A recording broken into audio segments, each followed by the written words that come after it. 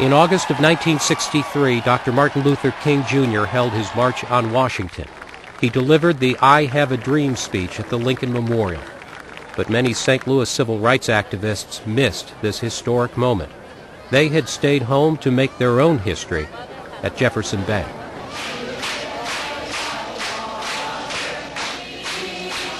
It was the first time that we had had a major confrontation between the power structure, the in-group, the business community, and just the average African American. CORE, the Committee of Racial Equality, began to picket the Jefferson Bank because it would not meet the demand to hire 4 black employees. Similar demands had been made of several banks and a chain of clothing stores. They said they were working with the Mayor's Fair Employment Commission and refused to meet CORE's demands. But only the bank at Jefferson and Washington was targeted for demonstrations. The management there was ready with an injunction prohibiting demonstrators from interfering with bank business, and at first they did just march outside. But late in the afternoon, some protesters entered the lobby, and others followed.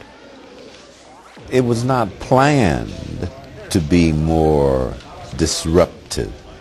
It evolved into that. And we ask you, as officers and employees of this bank, to please leave our premises forthwith.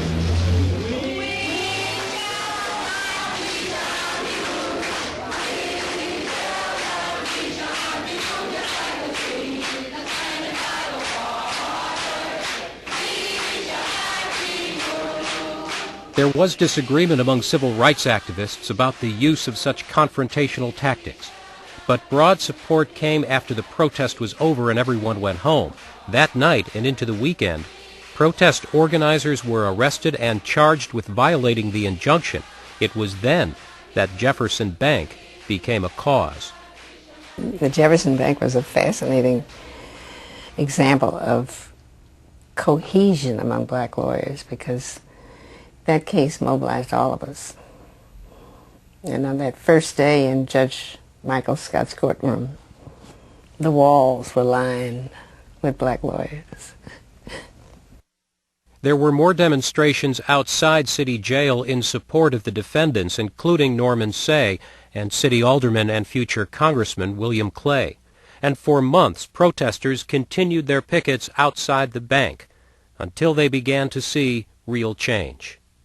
The demonstrations ended because the banking industry and other companies began employing African Americans. In fact, while we were in jail, companies were going out to the Urban League, the NAACP, to various social organizations, political organizations, and employing African Americans. And so that's how it ended.